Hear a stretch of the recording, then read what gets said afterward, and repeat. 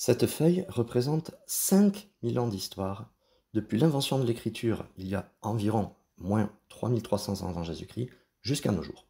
Le reste du rouleau, c'est la préhistoire. Quand on évoque cette période, on pense aux dinosaures. Mais en réalité, ce que l'on appelle préhistoire commence il y a 2,8 millions d'années environ à l'apparition de l'homme.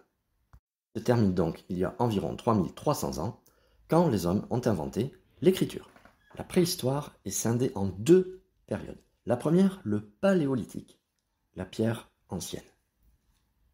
Elle correspond à une époque où tous les hommes sont des cueilleurs, chasseurs, pêcheurs, et ils sont nomades.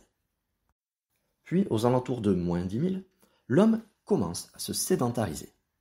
On entre dans la deuxième période de la préhistoire, le néolithique, l'âge de la nouvelle pierre.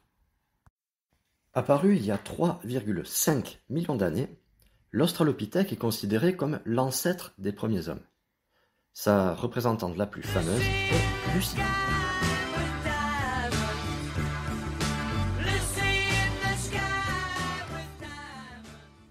Mais le premier véritable homme est apparu il y a 2,8 millions d'années. C'est Homo habilis. Il est habilis, habile, parce que de ses mains, il utilise des outils. Galets améliorés, puis petit à petit, des bifaces, le tout en silex. Ensuite, il y a 1,5 million d'années, on va retrouver Homo erectus, l'homme redressé. Homo erectus a inventé, ou plutôt su maîtriser, le feu. Le feu qui va permettre non seulement de se réchauffer, mais aussi d'éloigner les bêtes féroces, et puis surtout, de faire cuire la viande. Il y a 100 000 ans apparaît Homo sapiens. Et puis, dans sa version améliorée, Homo sapiens sapiens il y a 35 000 ans. Pour la première fois, l'homme devient un artiste. Peinture, sculpture, bijoux, etc. Homo sapiens sapiens, c'est nous.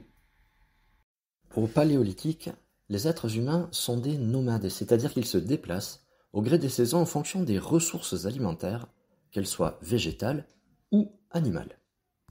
De ce fait, leur habitat est assez rudimentaire. Ces habitations sont généralement des huttes en bois. Les grottes, elles, ne servant d'abri qu'en cas de mauvais temps ou de danger. Et puis, aux alentours de 10 000 avant Jésus-Christ, l'homme va commencer à se sédentariser petit à petit. Mais là, c'est une autre histoire.